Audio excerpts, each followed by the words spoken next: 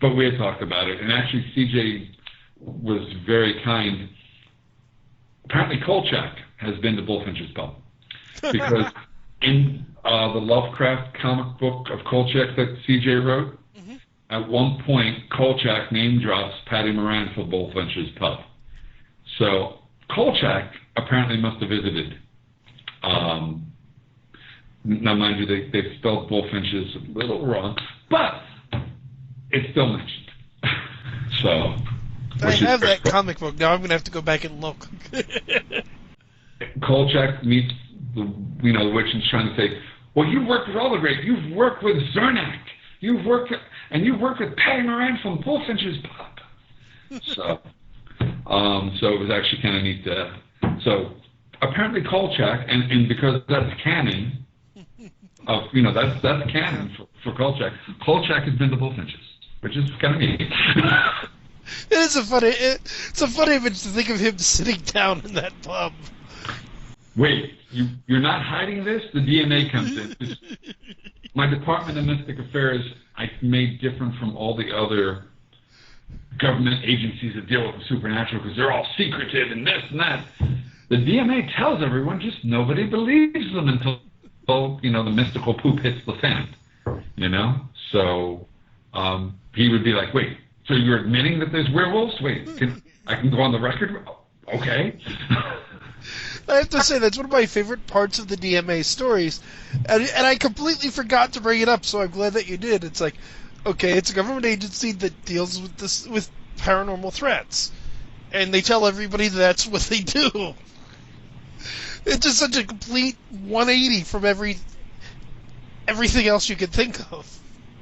Well, I like the fact that nobody actually believes them. Most people think it's a waste of taxpayer money. Well, I'll say, one of the most common questions I get when I first tell people I'm a demonologist is, aside from seriously, is, so have you actually seen anything? Like, I just look at them and like, yes. And it always amuses me. It's like, okay, I say I do this professionally. The first question you want to know is, wait, seriously, it actually works? Do you think I'd be at this for 20 plus years now if it didn't? It's a long time to look for a needle in a haystack when there is no needle. Well, I think with stuff like that, it might be their personal disbelief figured in, like, wait, it's the processing, and they use it in Doctor Who, they use it in, I'm blanking, there's one where, there's a couple series where the human mind is so fragile that it sees the supernatural and the magical, and then it rewrites itself. Because Doctor Who, the Tower, Big Ben has been attacked like how many times by aliens, but every time there's an alien, people seem surprised. It's a hoax. Right. You got him, yeah. It comes up in Buffy, for that matter. Buffy, yeah, same thing. Like, people they don't believe it, other than the fact that, at the prom they give her the award because we don't know exactly what's going on, but we have the highest survival rate of any class in 50 years.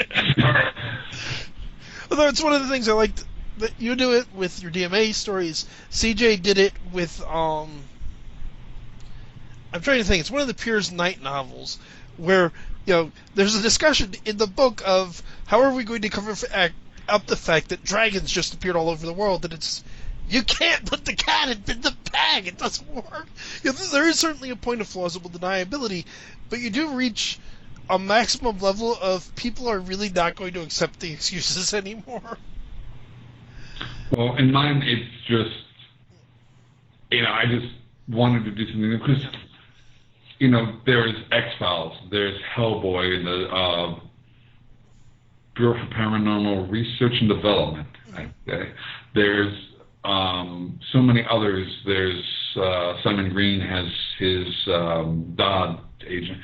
There's all these things going around and doing this in so many well-done books that it just didn't make sense to, you're going to be able to do it better than those people, so why not go on a different route? Why, reinvent the wheel again and again? And it just makes it more amusing because Carver deals with that a few times where he's dealing with local cops or sheriffs who say, yeah, I didn't quite buy this until it happened. Feel free to call spoilers on me if you wish, but I just want to ask. I have the feeling that the serial demon that possessed Carver, we haven't seen the last of it. I've come up with a couple possibilities how he could be worked back in, yes. It's not a spoiler. I haven't decided yet. So it is not out of the realm of possibility because I've also, at one point I wanted to do like a crossover book with my main characters where, in the Murphy's Universe, without Murphy, where we have a story with one character and another character, and then we go with the next character, goes into another story, and goes on and so forth, and then we come back to the last character, teams with the first character. I just haven't quite figured out the best way to pull that off yet. But I have contemplated trying to figure out how to cross over Argus, Hell's Detective, and Carver, because they all have infernal influences in the past. And before Argus died, could he have faced off against Carver when he was possessed by the demon? Could he have met Negro? Could Negro try to stop him? Could Negro have maybe helped Agent Pine at the FBI capture him? Could there have been all these different possibilities? So, because at some point, I'm going to team Terrible with the Pink Reaper, who was active in the 30s and is still alive in modern times, and how is that even possible? And she met a gang called the Pink Reapers, which actually I love the name so much. It inspired. I had the Paul character in mind. I just didn't have a name for her. It inspired me so much that I worked in the name. So I'm going to actually tie in the gang being influenced by her, and because we've found that Nemesis has 3 agents throughout history, and Terrible can't come on, and they had lost one of her 3 agents had died right before the first book starts, and was replaced, and just having fun trying to tie everything together. So, yeah, and like I said, there's always prequels. In Carver's case, the next book about him will probably be another prequel. His first case with Mandy. Oh dear. Goes from there. His second book was actually technically his first book, where he crosses over with Bianca Jones. So, so he's the one I seem to be doing prequel. Although technically, Terrible with his stories in Fairy will be a prequel as well, but it's more her history. So, but it starts when she's 11, and it'll start with the story in Empty Graves of her time. What started the trauma in her life, and then we go from there. And there'll also at some point be a collection with some of the other Gamora as well. Nice. It's just interesting with Carver for me because his original status as a demon-possessed serial killer, without spoiling too much. No, that's fine. That's on the back of the book, so. Yeah. It certainly fits into... There's some episodes we have coming probably later this year talking about certain serial killers, Ted Bundy being one of the most obvious examples, that there is some implication... I mean, Ted Bundy during his trial said, "Sometimes I feel like a vampire." And there's some other references in Bundy, Dahmer, and then more obviously in Son of Sam and Richard Ramirez, to these people having a strong interest in black magic and interest in Satanism. There's some psychological studies that have been done by people with the right set of knowledge that suggest that Adolf Hitler himself was possessed. And certainly some when you look at certain other cases, certain cult leaders, Jim Jones being another one who obviously we're going to talk about, and the level of persuasiveness some of these people have, the level people who can do such horrible things yet are so charismatic. Well, without getting political, there may be a candidate running for office who might be along those lines. Not serial killer bad, but just somebody who may not be the best candidate, who's very charismatic and very low following. And I think most of our listeners know what you mean. And I'm not a big fan of his. I'm not a big fan of a lot of our candidates this time out. It's like, can we just call do-over? I don't want to go too political just by virtue of... I already touched on it enough for religion, and that's a touchy enough subject. Hey, it's America, it's a free country. You can vote for whoever you want to vote for. Yep. And we can always refer to Reagan as someone who was charismatic, who some people didn't quite like either. Yeah, this is true. And charisma isn't inherently, nice people have charisma too. Mm-hmm. Most politicians most of the politicians who get anywhere have a degree of charisma, just because if they can't present themselves well, nobody's going to vote for them. This is true. But we've run actually pretty long at this point. I do have two last questions to try and wrap things up. Yes and no. Well, the first one's certainly a yes or no question. Oh, okay. Or potentially yes or no question. But it's a little different, I know, from most interviews, but I like to do this since my status is a little unusual. Is there any questions you'd like to ask me?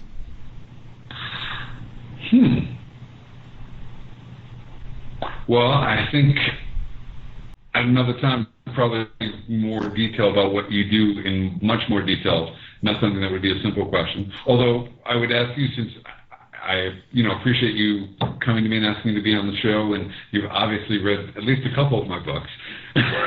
Quite a few more than a couple, to be honest with you. Yeah. Who, not counting Murphy and Patty, in the Murphy's Law universe, who would your three favorite characters be? Dagonet as well, actually. Nurgle and Hermes. Okay. And I would say I would add as pretty much a tied for third, although I wouldn't necessarily rate those in like 1, 2, 3, but definitely tied in there would be Carver. Okay.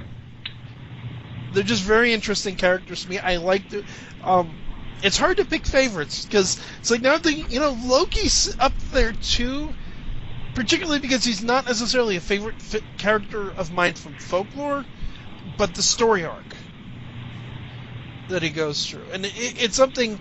Again, to the folks out there listening, I highly recommend Patrick's books, and it's certainly you develop your characters very well. I think it's one of your strengths. Thank you. And I like well-developed, thought-out characters. It's like, okay, you started true to the folklore, which is awesome. And it's like, well, it doesn't exist in a vacuum. He changes. He evolves. And I think that's one of the things with mythology you don't necessarily get, with the exception of like, okay, Hercules had his labors and did this, and then he became a god. But once he becomes a god, he's locked in. That's what he does. He doesn't do much else.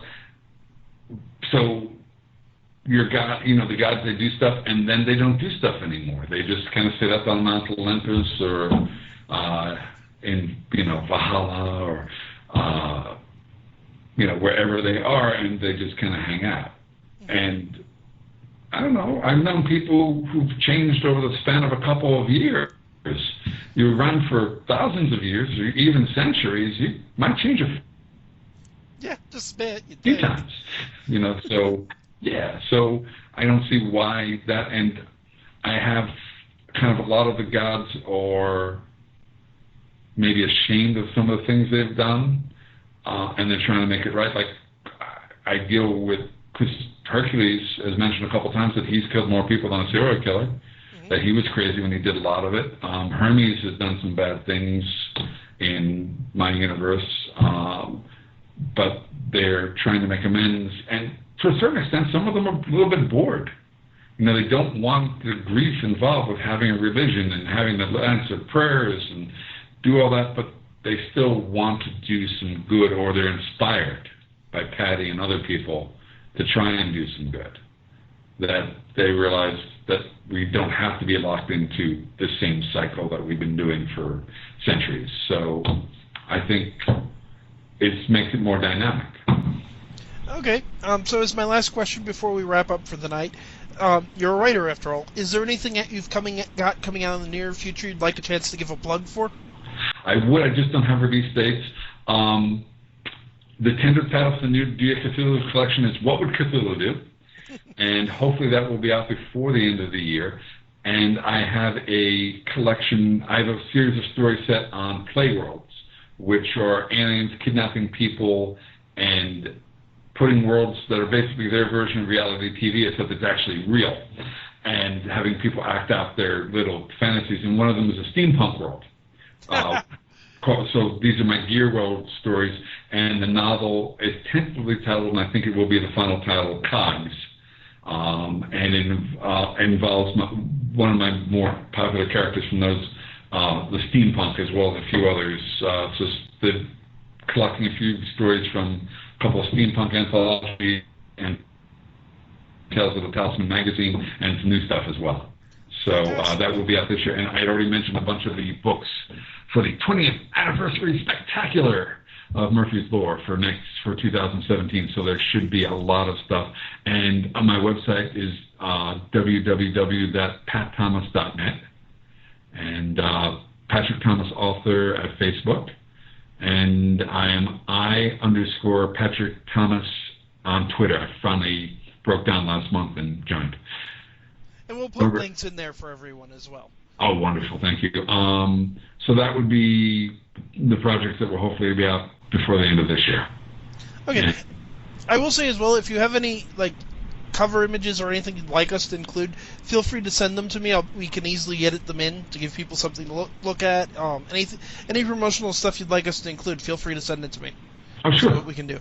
Excellent. Thank you so much. And thank you so much for having me. And thank you for coming on. You've been a lot of fun to talk to.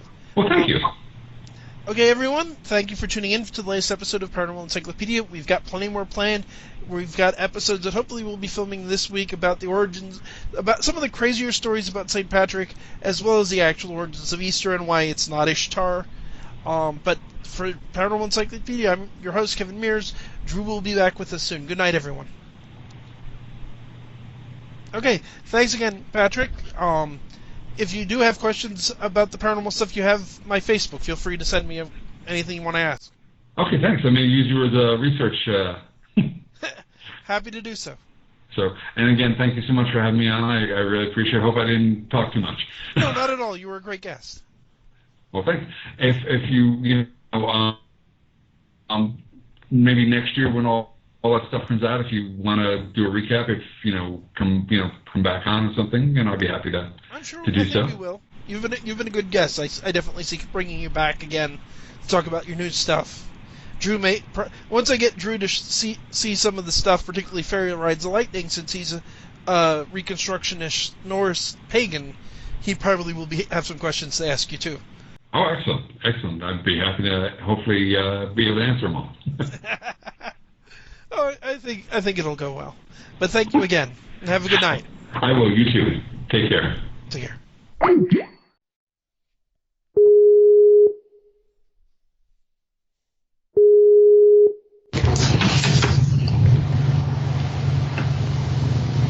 Hello. Sorry about the delays, but having a little bit of technical issues on my end. Yeah, I had some in mine too. So, my office, for some reason, the power just stopped, and it's not the breaker. So. Oh, jeez. Been So. there.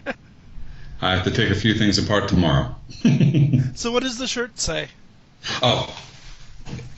I helped save the world, and all I got was this lousy T-shirt. Yes, the Fool's Day shirt. Yes. I remember. I approve. Thank you. But cool.